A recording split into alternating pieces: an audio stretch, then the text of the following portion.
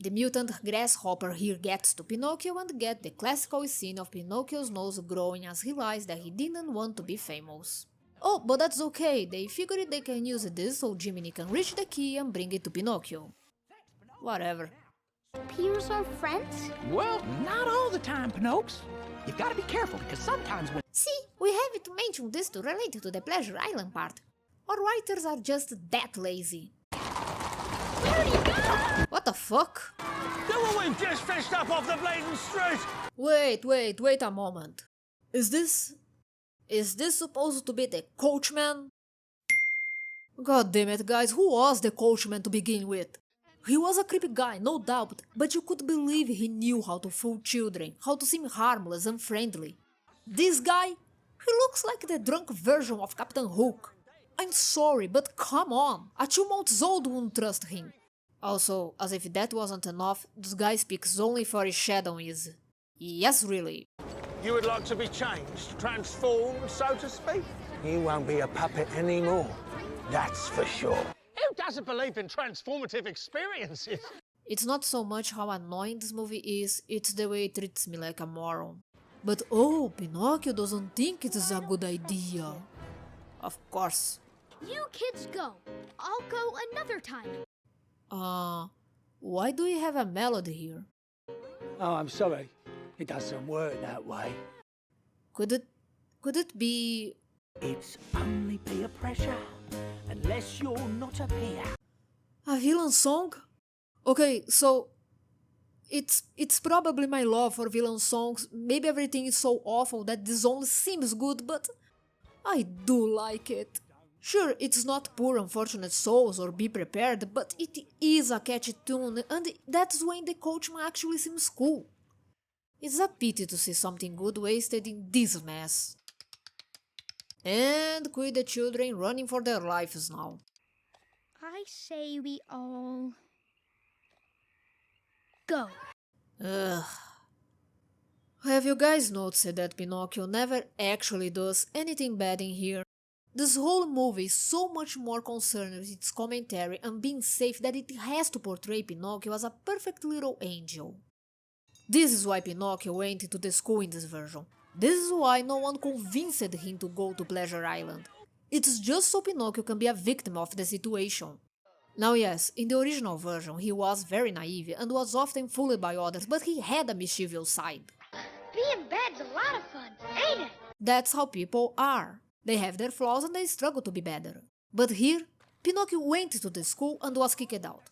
He was kidnapped. Everything can be blamed on what others did. He's not a nice kid making mistakes, he's just an innocent little lamb with no flaws whatsoever. Even when Pinocchio did something bad, like lying, it was played as a good thing, since it helped him in the end. So yeah, just blame everything on the people around you. Nothing's actually your fault. It's not like you have a thing called free will. Seriously, this is not only insulting, but it is also a toxic message for anyone, be it a child or an adult. Do you realize how fucking messed up this is? Disney, you're officially dead to me. They arrive at Pleasure Island and, I have to admit, it looks amazing. Okay, maybe there are way too many claws, but whatever, it still works. It's also a nice detail to see the Coachman here and there. Considering the preternatural nature of Pleasure Island and the theories about it, it makes sense that he would make sure all the children were drinking and eating. But of course they have to ruin what could have been a genuinely great idea. What a surprise. We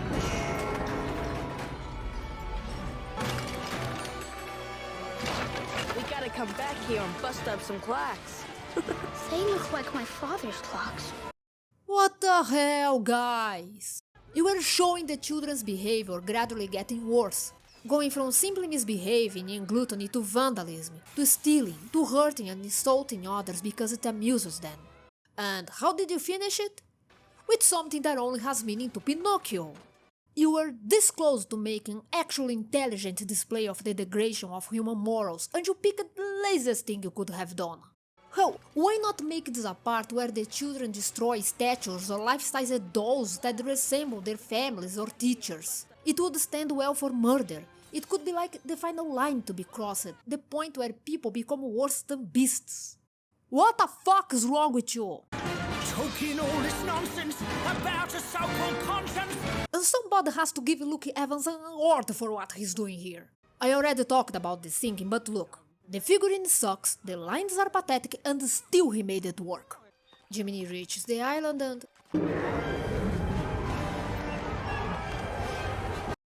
Well, that just happened. He tries to find Pinocchio, but since they have no real bond between them, we can't have an argument. In the original they sang together, Jiminy stayed with Pinocchio and comforted him until the fairy came to help. We saw them becoming friends and understood when Jiminy was insulted that Pinocchio would consider Lampwick his best friend. But here the 2 or 3 scenes they had with each other were too short and with no sense of a friendship forming between them. I don't want to be a jerk. I want to be a real boy. It was emotionally engaging as Barney the dinosaur. Becoming a jerk would be a step up. Jiminy, I have no idea how, ends up on the pier where he sees the children turning into donkeys. Sooner these donkeys get to the salt mines, the sooner I get paid. On one hand, I'm upset we didn't get a scene of this guy with the talking donkeys. On another, I'm sure they would have messed up that somehow. So perhaps this is for the best. Hey, if they managed to get Lampwick's transformation wrong, they would find a way to ruin that as well. Conscience. Right. You might want to check What do your... I look like to you? A jackass! No, just someone wearing one of Joe's horse masks with fur glued on it. Why? I've been double-crossed! I've been played! Help me, please! Anybody! One of the most famous and scariest Disney scenes, and yet here it's just boring. I'm not quite sure if it's the effects that look weird, the way the camera is positioned, or again how the pacing feels off, but trust me, there's no real build-up, no real horror. Look at this. Now this.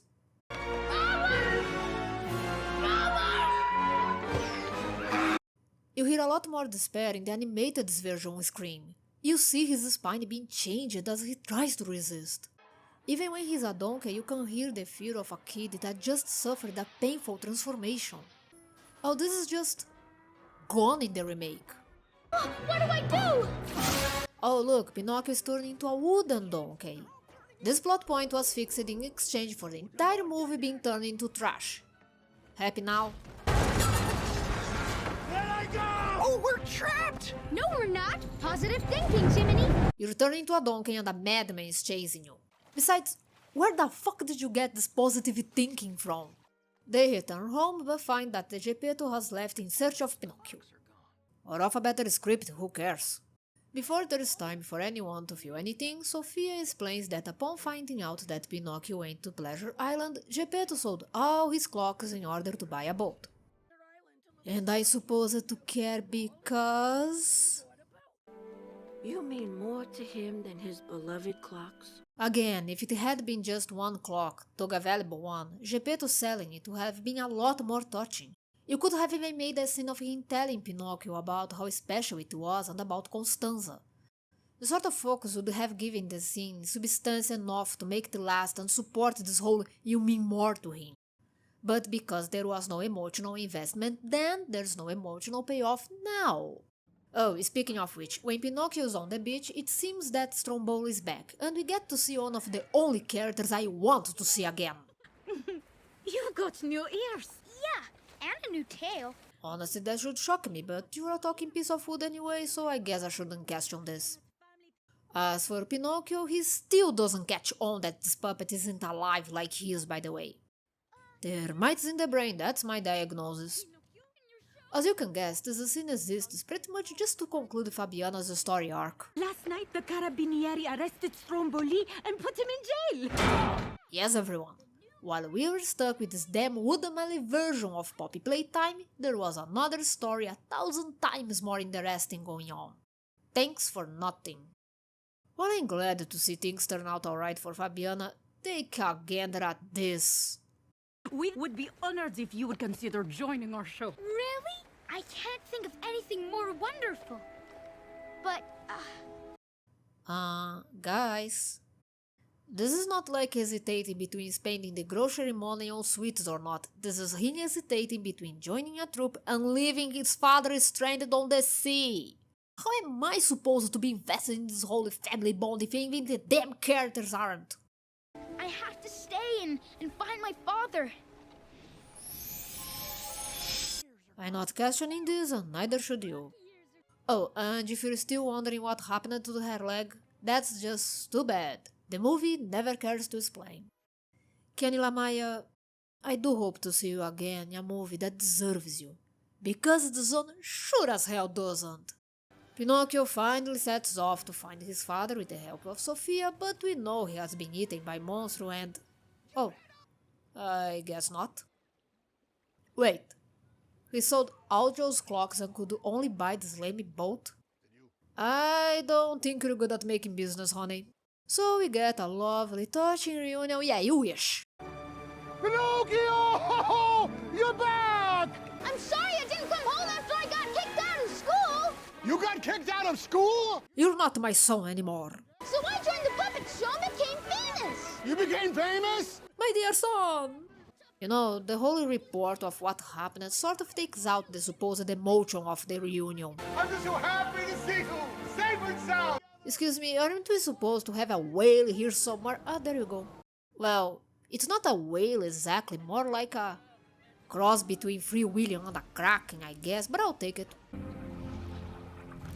Well, I'll be. He's asleep. Of course he is. The poor thing probably couldn't get a decent nap with all this stupid conversation going on.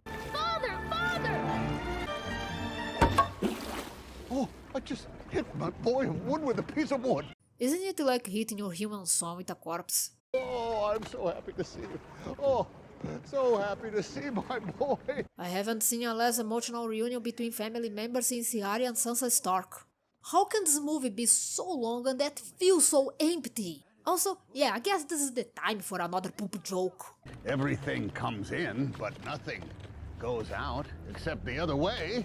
God, I hate this movie. Sadly, before they are dissolved by the stomach acids, they set a fire in order to escape.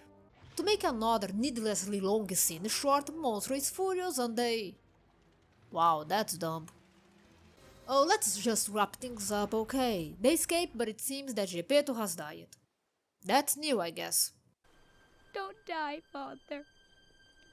Please don't die. You aren't going to.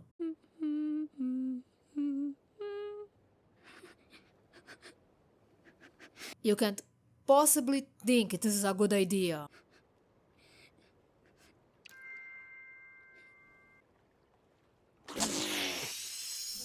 Oh, come on! I might have made you think I wanted somebody else. You will always be my real boy. Oh look, another reason why even in this version, this crap of I want to be real because that's what Dad wants doesn't fit. Geppetto was happy that Pinocchio would become human someday, but it was never implied that he was more focused on that future instead of the present he had. He never seemed upset with how Pinocchio was now, nor did he insist that Pinocchio had to change or be more like the son he lost. So this makes no fucking sense. But we know the drill. Pinocchio becomes real. Let's get you home. Let's get home. Hello? Do you know the way? We'll follow that light. What?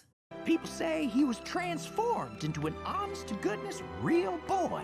Yeah, that heartbreaking scene of Pinocchio dying to save his father, everyone mourning his passing, Geppetto crying for his son. The fairy bringing Pinocchio back to life, Geppetto not even looking up at first because of his grief, Pinocchio realizing he was real now. Everyone dancing together, the journey finished, a dream achieved. The cricket leaving the party for a moment to thank the fairy and receiving a medal, a recognition for his own value and hard work as well. Yeah, fuck that shit. What did we get? Pinocchio is as real as any real boy. A real boy, my ass. The story's essence has always been the matter of Pinocchio's choices and the consequences he had to face. The way that, despite having flaws, he wanted to be a good person. This abomination can never be a real boy because he never behaves like one. Now, the whole be yourself message, by itself, is not a bad one.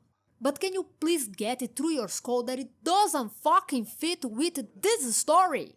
What's next? Snow White will be about how money is in everything. Peter Pan will be about the importance of good teachers in the educational system.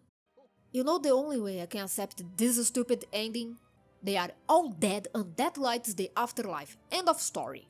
This movie isn't just bad, it's disgusting. The fact that the only good things are, what, 3 secondary characters is depressing. And they aren't even enough to make this worth your time. Why? Because when you ruin your story beyond a certain point, there's no way to fix it anymore. Pinocchio was never one of my favorite Disney movies, but it had a good story and charming characters. It made you care about them. It had a good message, good morals. It had poetry and beauty. But hey, who gives a damn about those things nowadays, right? That's the problem with this whole movie. Actually, this is the problem with Disney nowadays. There is no longer that beauty that comes from the heart, no soul and no dedication. It's always a form with as little effort as possible, just wanting to make a quick cash rather than doing something with substance and meaning. And you know what? We don't have to take it. We can demand to be treated with respect, to have good things rather than be satisfied with this waste of time. They want to make trash? They can go for it for all of me. But we don't have to watch it. I'm Dr. Midnight and I'm going to watch a Miyazaki movie.